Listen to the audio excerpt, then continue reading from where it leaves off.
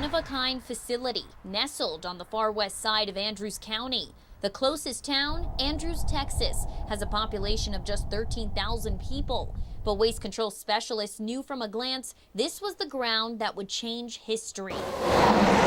You needed a supportive community, and Western Andrews County is a perfect location for that.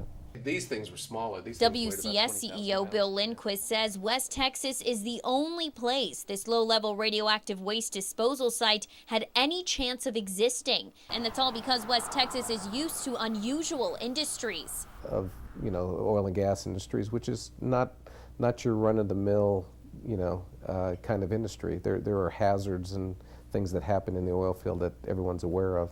So what we present, which is a very safe industry, people were not turned off by that. It was a perfect location, especially since deep within the ground exists hundreds of feet of red clay. It's very impermeable. In other words, moisture doesn't move through it. It's a clay that just absorbs things. Where it's easy to lock in hazardous waste without contaminating the land. That's why Lindquist says WCS is the only company in 31 years to get a low-level license under the Texas and Vermont State Compact. The first and probably the only site that'll ever open under that law. It took years for WCS to get the license, then only 10 months to finish construction. It's a multi-decades kind of thing that we're finally seeing come to a finish.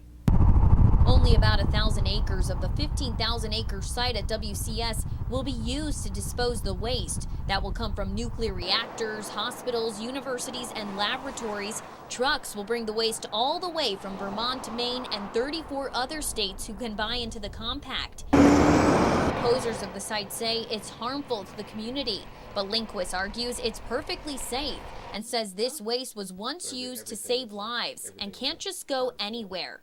The attitude of a lot of people that oppose this is anywhere but here.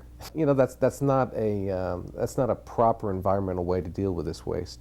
It's all waste that is part of our everyday lives. The waste that's been stranded in hospitals and laboratories. This is waste that that results from procedures that saves people's lives. Now Lindquist says he's most excited about what this will mean for the small town of Andrews. He says it's going to add over 200 jobs. We've doubled the jobs, these are high-paying jobs. They're college-educated jobs, which has a rippling effect in the community.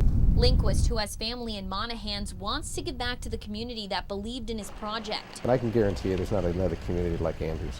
It's almost a West Texas attitude of that we can do it. We can do anything we put our minds to. And come January, when the waste is expected to begin flowing in and be sealed deep underground at the facility, Lindquist hopes the county of Andrews will flourish on the surface above.